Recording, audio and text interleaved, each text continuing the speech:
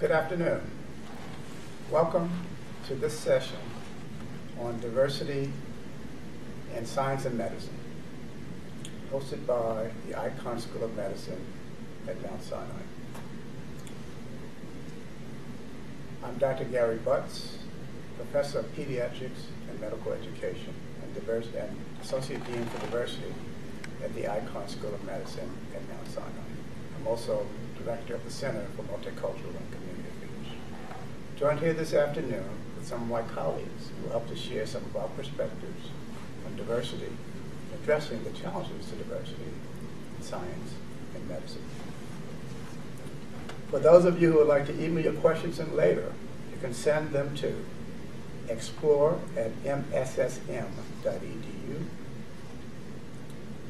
If you'd like to view the live stream at a later date, we will repost this at www.msssm.edu/livestream.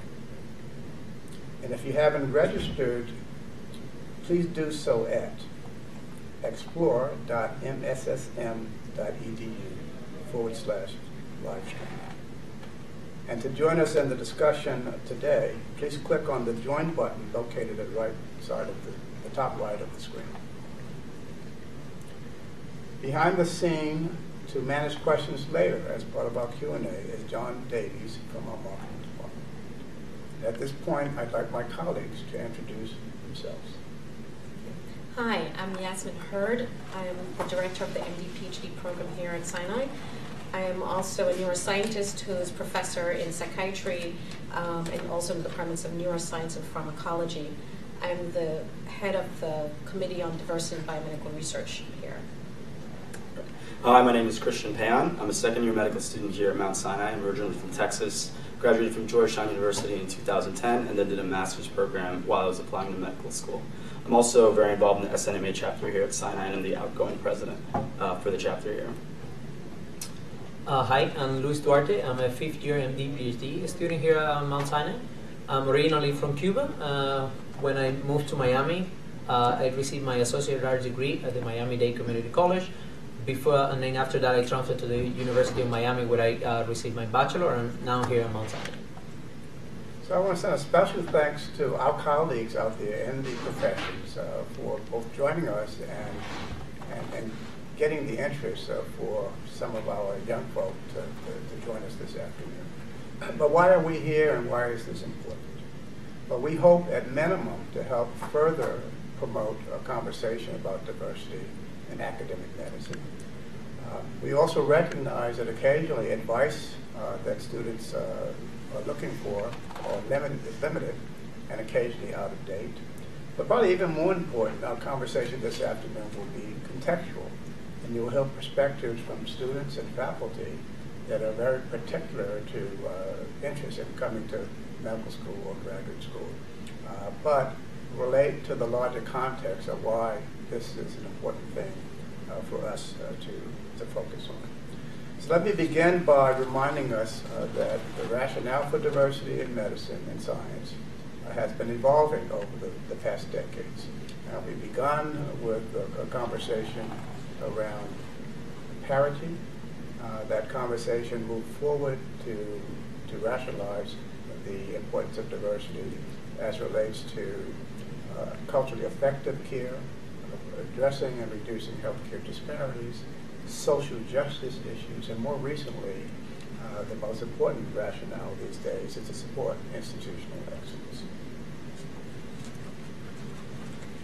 The plain fact, though, is that we all benefit from diversity of the student body, of our researchers, of our teaching faculty, and of the workforce. That said, the challenges to addressing diversity are persistent. Some of them are rooted in historical issues, some based on social cultural issues, others educational barriers, and others, frankly, on dollars. And certainly addressing large expected tuitions can be a major discouragement to some who are interested in coming to medical school or to graduate school. As a reminder, only about 13% of medical students across these United States are from groups underrepresented in medicine. Okay. Of the 18,000 newly entering medical school, medical students in 2012, only a little more than 450 were black men. Amongst the faculty in medical schools, only about 7% are from groups underrepresented in medicine. And the numbers for our graduate schools, particularly those that focus on biological sciences, are even worse. However, there are certainly opportunities to help support the interests of our youth for pursuing careers in medicine and science. And we hope to explore some of these with you all this afternoon. We also hope to answer some very specific questions that you may have in the audience that relate to the opportunities to helping you advance your interests in science and or medicine. So with that, I'm going to take pause and allow my colleagues to share some of their perspectives briefly, and then we're going to quickly move on to some questions and answers from the audience. Dr. Hurd. Yeah, I think it's a great opportunity. It's an important time for us to emphasize diversity and to help more people get into these career tracks. When I started, I was very unusual, a black girl that loved science and this type of scientific area, and there were not that many people who were role models in that context. And today I find that, yes, there are more young people. I'm really glad that these young men are going into the field of academic medicine and medicine in general and research, but there should still be more. And I think it's important for us to be visible, to really help other students understand the pathway to get here. And I think this is one of the things it's been too mysterious of how do you become a scientist? How do you become a physician? And so if we can demystify it, I think that will help more people to get to this track. Thank you. Question? Yeah, no, I want to echo everything Dr. Hurd said, especially that part about demystifying the process. I feel like when I was growing up, even with a father who was a physician, I didn't really know what I was supposed to be doing to be an excellent pre-med and then to get into a good medical school. And it shouldn't be like that. I think it's a challenge specifically that underrepresented minorities face, and I think my purpose here is to really just talk about how to navigate those resources in this new age. And it's becoming so much easier now with the internet and Google and just with faculty mentors. I mean, those numbers that Dr. Butt said are pretty discouraging, but having conversations like these, I think, speaks to the commitment that the entire field of medicine has to this issue. So yeah, I mean, I think I'm just here to sort of offer that perspective, having gone to a big public high school and facing, I think, a lot of the challenges that hopefully some of our viewers are doing a better job of navigating. So likewise here, basically, I guess my main goal today will be to share my personal experiences with some of the students out there. When I was in Cuba, I was already pursuing a career in sciences at the University of Havana. But then when I moved to the United States, basically the only thing I knew is that I wanted to follow the path on sciences.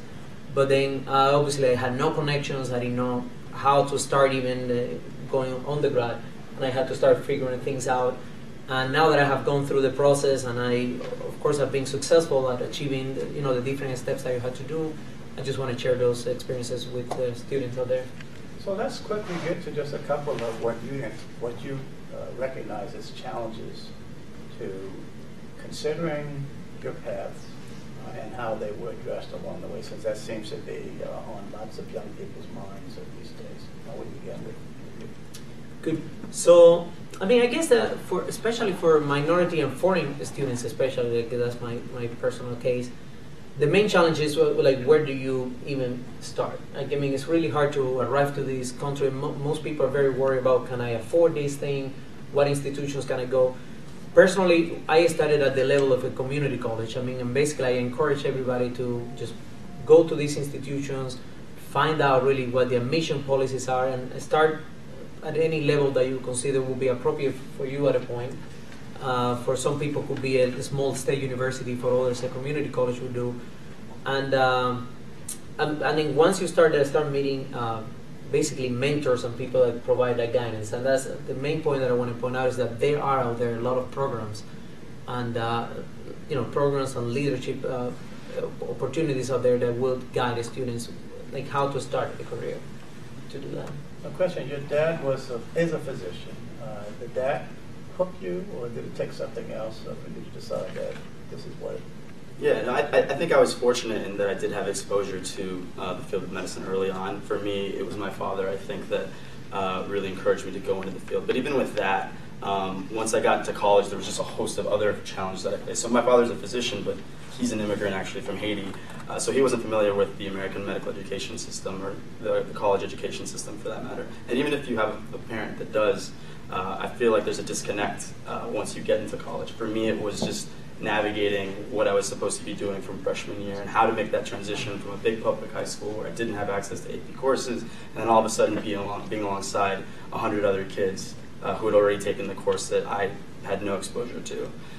And I think a big part of getting through all that is just being proactive and not waiting for something to happen. You think that when you get to college, it's going to be this framework in place for you to succeed, and that's just not the case. You have to navigate the resources. You have to take the initiative. And I think that was something that I kind of learned along the way. And Dr. Hurd, before you share some of your perspective of what you've witnessed in your travels and what you appreciate talking about with young students today, what are they saying? How are they struggling? Well, how are they being challenged, perhaps even disproportionately? I come out of East New York, Brooklyn, and I can tell you back in the heyday, and while most of us who had an interest in science and would consider medical school, the kinds of advice, there was no internet. No, I got to go back a couple of years. Pre-internet, it was life before the internet. But certainly getting access to information other than the occasional discouragement that we got from folk who were supposed to advise us and help us to move along was very, very challenging. And so we depended on other students. That's not always, certainly that's helpful, but not always the best way to do this. But Dr. Hurd, let's hear a little bit about your travels and what you've observed. Yeah, I think one of the things, even when someone likes science and they think, okay, people are there, recognize their interest in science, people automatically think, oh, medical school or physician. And there's a real broad field of research and even how you would use a PhD or a master's in science in general that I think a lot of kids from underrepresented communities are not being exposed to. So I was an anomaly when I was a kid because I didn't come from a family that were a family of scientists, but yet still I knew I was drawn to this in terms of asking scientific questions, wanting those kinds of answers, that it didn't relate to patient care. Even though I love people, it was more about understanding the mechanism of disease. But like I said, I was weird. I think today, a lot of kids who are interested in science, there's still this thing of people not knowing how to guide them towards the vast cadre of research and, yes, medicine as well, all of those paths that are available to them. So I think the internet definitely helps, but I think students need to try to get early exposure. So at Sinai, we have a number of summer programs where students from college and even high school students will come in and get exposed to research. There are a lot of those programs in other institutions around the country. I don't think that the mentors and advisors realize that out there and are not guiding their students to that. We have to get students into these programs at an earlier time period. So high school and freshman year of college, try and get into these pipeline programs. So with that, these brief perspectives, we're going to now very quickly move towards some questions that are coming in from you all, the audience. Great. So the first question comes from Jason, and Jason asks, where would be a good place to search for a mentor/role model for an older student, and he puts in parentheses, 32 years old, interested in medicine or a PhD program? Dr. Hurd. It's always good since you're an older student, it means perhaps that you already know the area of research you're interested in. And on the science front, there are a number of societies. For example, I'm a neuroscientist, and the Society for Neuroscience has a list of minority mentors that are part of their organization. This goes for many mentors, minority or otherwise, in other programs such as immunology or cancer. So a really great place to start is actually in these large societies, and that you can then get the names of the faculty who have already signed up, or you could even search them. They're in your area. So I think really take advantage of the societies. They have a huge listserv. So I think because you're older, you, like I said, you kind of know what area of research you're probably interested in, and that would be my suggestion. Thank you. Okay. The next question we have is, how diverse is the medical and science field as a whole? And for those fields, how diverse are the faculties? And then as a corollary, how does Mount Sinai compare? So I've given some data, some very brief data about diversity of the medical student body across the United States. About 13% of all students in medical school in the almost 140 medical schools are self-identified as being from underrepresented groups in medicine. About 7% of our faculty across the almost 140 medical schools self-identify themselves in that same way. And Dr. Hurd, can you sort of share approximately what those numbers look like on the graduate school side? On the graduate school side, it's, like you said before, it's abysmal. I think that, it's about like 3% of the population of the students are from underrepresented populations. And I mean, here at Sinai, our numbers are definitely improving. I think that we are at the national level for some programs and above for others.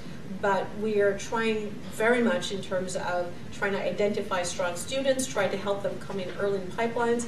I don't know, probably the students can say how they feel in terms of the Yeah, no, definitely. I mean, I feel like, those numbers can be a little intimidating, and I think that happens at every level of higher education. I know that for me it was like going to college. I just saw less and less people that looked like me going to medical school. That continues. But at Mount Sinai, I do feel like there's a good level of diversity. I think at approximately 20% of my class at least is underrepresented minorities. And that was something that I looked for in the medical school application process. And I encourage anybody who's going on that path, whether it be for medical school or for graduate school, to look for places that have a commitment to that diversity. Because even though 7%, 3%, these are tiny numbers, but that's a strong minority in terms of mentoring opportunities. If the institution shows a commitment to this issue, then when you get there, despite those small numbers, you're going to be able to band together as a group and then collectively sort of succeed. And I think that's something that's happened definitely here at Mount Sinai with some of the student organizations and with the faculty mentorship. Luis, did you want to comment? I would just add, echo what Christian was saying. The reason why those kind of statistics are a little scary for us as a student is because we want to look up to models that we can say, okay, eventually we'll be in this position, we have a chance to do it, we can achieve this, and that's very important to have those models. The same way that I'm here sitting talking to students out there, letting them know it's possible to eventually get to these programs and do it. It's good for us to do that. But I think Sinai has always been a very welcoming school and institution for minorities. Like Christian was saying, a large percentage of the med school class and my MD, PhD class are made of minority students. And it's definitely a place where you don't really feel a lot of that program as a whole. Well, I will simply add that the numbers are important. In fact, they're stronger here, and I would dare say that in most schools are improving. But it's what we do with that diversity that really will make the difference. Okay? And to the degree that the diverse student bodies really have an impact, a tangible impact on how we develop our physicians, how we can, while students are here, impact even more so on communities of color and communities of poverty. And so we, and some admissions committees, particularly ours, are very particular in looking for students who want to serve, in addition to being bright and having some clinical experiences. But they want to serve, they want to give, and this is really an important part of our commitment as an institution. And as such, diversity certainly makes a difference. Other questions? So the next question comes from Letitia, who asks, I am a 35-year-old PhD student in my second year. What advice would you give to prepare for MCATs, since I am far removed from those introductory courses? So she's wanting to do MD, PhD, sounds like, or she's a PhD student and then now wants to add to go to medical school. One of the things I see in my role as director of the MD, PhD program is that a lot of times students don't take the opportunity to get preparatory courses and really make sure that they emphasize this time, that they donate this time, that this time is really, they set aside this time to study. It's an investment. I think it's really important to take a course, even if you have to pay for it, but there's, depending on your income, there are some programs that will give you, you can get some scholarships to offset the cost of these courses, but it's really critical to prepare for these courses. Do not take it for granted. This is your investment. So for me, I tell students, every color, every walks of life, make sure you use this time. So I would say, make sure you dedicate time and take a course. Don't try and do it on your own. Yeah, I just want to echo that actually, because I feel like, especially amongst underrepresented minorities, there's this idea that you don't want to spend that money for these courses. I mean, that happens with everyone, but like Dr. Herb was saying, this is an investment. I feel like, unfortunately, a lot of people decide that they can just study for it on their own and like buy a couple of used books. No, you don't want to do that. You want to go ahead and get out there, get the best resources possible, and dedicate a long stretch of time. Get a regimen in place. Study, many hours a day. Make it part of your life. For however long it's going to be necessary, and don't take the test if you take a practice exam and you get a score that's terrible. So I know people are like, well, I got this score on a practice test. It's not anywhere near where I want, but maybe I'm just going to take it and I'll get lucky. That doesn't happen on the MCAT, and I don't think that right now in medical school, everyone is doing a lot of extensive preparation for the boards. You should treat this as a test that's just as important, because if you score above a certain level, it'll open a whole bunch of doors to you. It's your one chance on this one day to separate yourself from the pack. And it's very possible, it's very feasible, it's a test that you can easily conquer. It's just about committing yourself to it. It's very sound advice. Dr. Ed, you want to add something? Just to add something also more to that, a lot of people will try and take the exam, even though, like you said, their pre-test scores told them that they wouldn't do well. But it doesn't mean that if you take it once and you don't do that well, you can't take it again. Absolutely take it again, and that's why it's important to have a strategy for time. And Christian said, in terms of, you make a date every day, the day, the month, how many months you study. But give yourself enough time that you can retake it if, for example, the score is not as good as you had hoped. Because then you can still apply within that season and really be attractive to the program. So we don't penalize you if you've taken it once or twice. I mean, we do look at the numbers, but you don't get penalized. We want to make sure, though, that you're not being irresponsible if you're not preparing for it and just going in there in a way blinded. So I just want to add that the MCAT or the GRE are just one part of an application to either medical school or graduate school for PhD work. Right? Most schools these days are looking at applicants holistically. Right? And so if you haven't done any clinical shadowing or been exposed to medicine in substantial ways over time, then you're not going to be as competitive an applicant, even with an outstanding standardized exam score. So I just want to remind you. And let me also just add that, just like we are here sharing this information with you today, my office, several offices here at Mount Sinai, just as they exist in other schools of medicine or graduate school, are available to advise and guide you in your interests. And so let's keep that in mind. We're out here, and in fact, we recognize the shortcomings, the way in which the systems of advice are available these days. And certainly we're hoping that you will reach out if indeed you have specific questions like this to our offices. Yeah. So with that, let's move forward, because there, you touched upon one important challenge and how we might address that. The question of money comes up all the time. Perhaps Louise, we start with you. How, and was that something on your mind? Was it something that you saw as a challenge? If so or not, how are you addressing financing your education? Definitely. I mean, I think that the issue of money is definitely one of the most scary things out there, especially for minority students and for foreign students arriving to the United States. I mean, and that what I can say is that there are definitely chances to do it and approach it. For example, in my personal experience, I started at the community college level, and in Miami-Dade Community College, and I took advantage of all possibilities of federal financial aid for students, And then I started, once I was within that community, I started going to the honors programs and identifying programs that would pay tuitions basically for minority students with an interest in the sciences. And again, this goes back to the points of exposures and finding these programs. In my case, I found this program called the Bridges to the Future program. That was an amazing program. To me, to this day, I believe it was the program that opened the door to me to enter the science in the United States. And basically what they did is they provided tremendous opportunity for me to get to meet faculty members at UM, do research. They pay full tuition for my undergrad education at the University of Miami.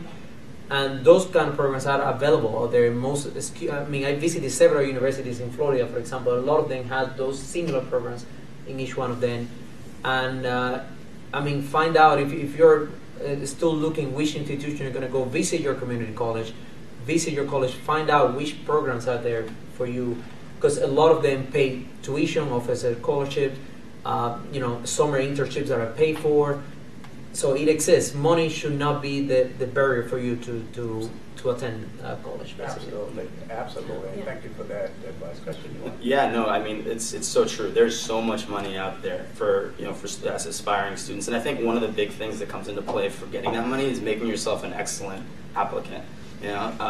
Dr. Butts mentioned how people look at your application holistically. That goes also for scholarship money. So if you're out there and you're really genuinely interested in medicine, you want to get that clinical exposure so that you can talk eloquently about it when you're soliciting for those funds from these different organizations.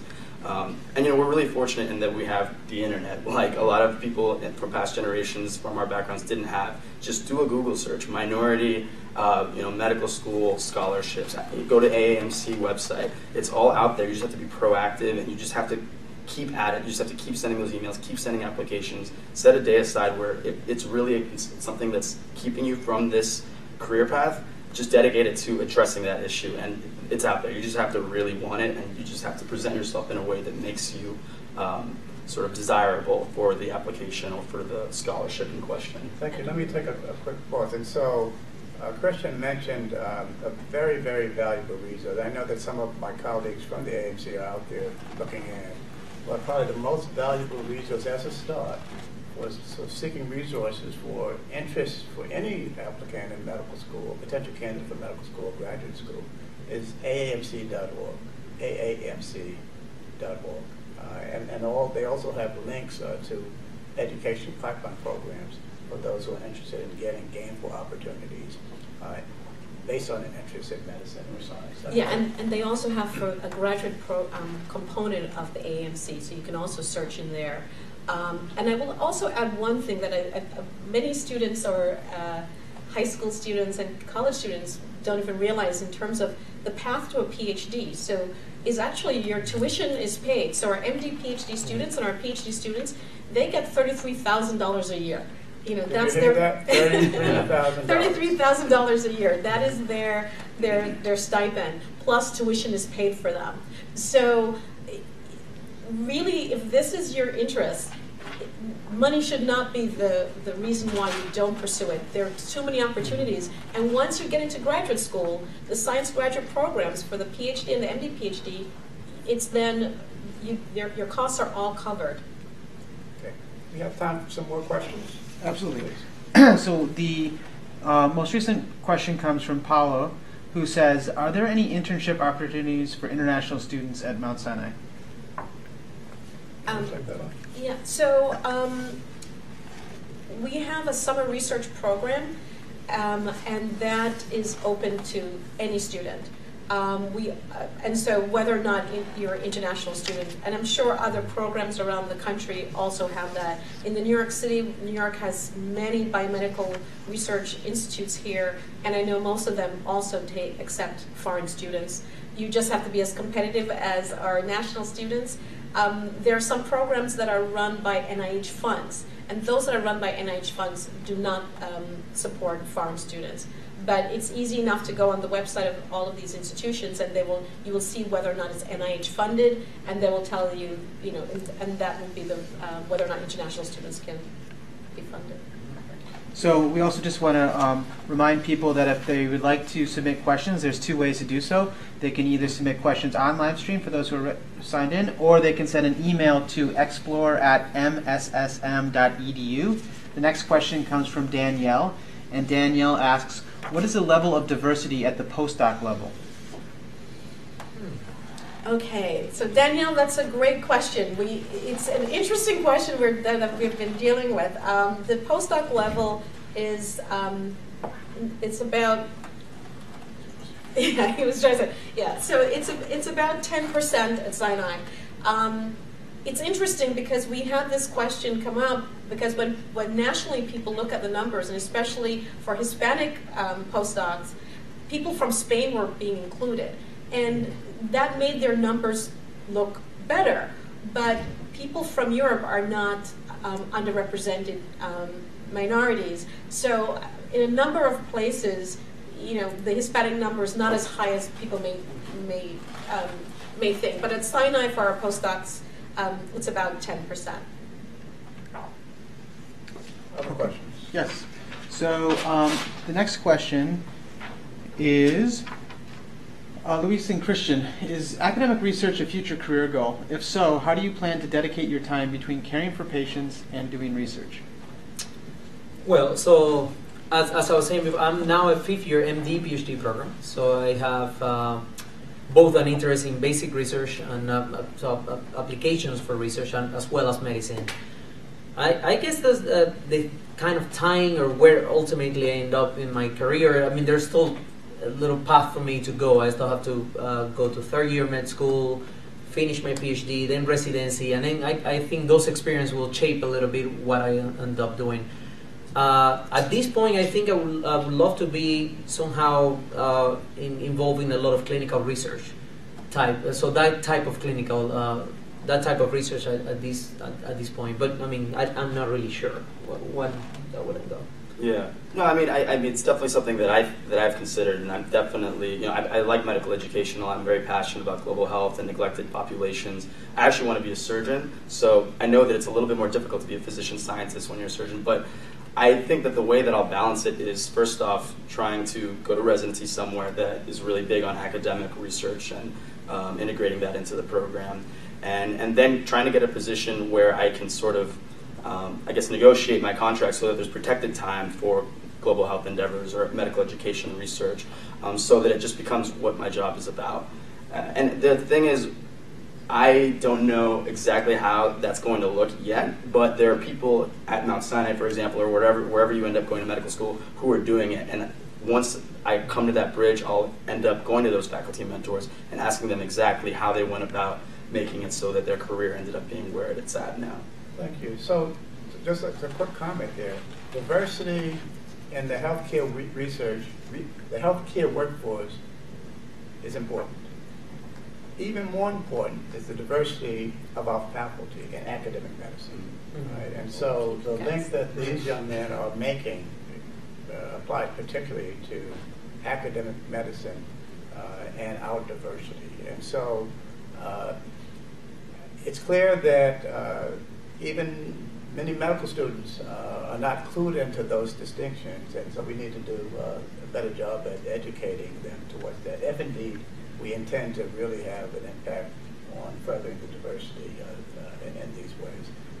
The kinds of research that medical school sponsors is largely dependent on our faculty, right? And so to have individuals like Christian and Luis contribute their interests and their expertise will help in a large way, significant way, broaden the kind of research that NIH might be interested in pursuing. Yeah, and I'm fully prejudiced when it comes to this. My goal is to get as many people from diverse backgrounds into academic medicine. I think that when you change the top, how everyone looks at the top in terms of academic medicine, you change the pipelines. You change. I think Luis said it earlier. The role models are so critical. So if we don't have that many people in academic medicine, a lot of the young kids, the pipelines will still be small because they won't see people that look like them, and even the decisions about what kind of research, what kind of medicine is pursued needs diversity. So I think diversity helps all aspects of our society, medicine and research. So I really hope, well, he definitely has to keep in academic medicine, the MD PhD program. We hope that people, spend a lot of time in research in addition to being excellent physicians. But we definitely want Christian to stay this path, and we'll make sure that they get the mentoring to be successful in academic medicine. Thank you. Other questions from the audience? So the next question comes from Julius, and Julius asks, what are the challenges minority students go through? Want to begin with that, Christian? Yeah, I mean, Are there any challenges? Are there any challenges? No, it's so easy. No, it's not. No, there's plenty of challenges, obviously, that you face. I think, to begin with, it's things that you probably already faced in higher education. You're going to be that one black face in the room sometimes, and that can be uncomfortable, especially when you're talking about these diseases that affect your population more than others. And you'll occasionally be talking about sickle cell, for example, and everyone will kind of look at you like, "Can you tell us about that?" Or I'm like, "No, I don't have sickle cell." But it's just that level of I think it's a challenge that just happens all along the way at every level of higher education. Is kind of your numbers getting smaller, and it's something that we're trying to address, obviously. And then I think it's, I guess, also sort of the academic culture shock for some people. For me, it was a lot easier because I did a master's in biomedical sciences between undergrad and medical school. And so for me, I think that rigor of work that's necessary in medical school came a little bit easier. But for a lot of students, not just students of color, but students all around in medical school, they can be overwhelmed by the level of work that they're expected to do. And the way to sort of stem that off is to expose yourself to that kind of academic rigor early on before you even enter medical school, I think. Julius, I guess science is challenging for everyone. It's a tough field, it's competitive. But I guess for minority students, to that you add, what Christian was saying, the fact that there are not so many like you around, so that could be a problem.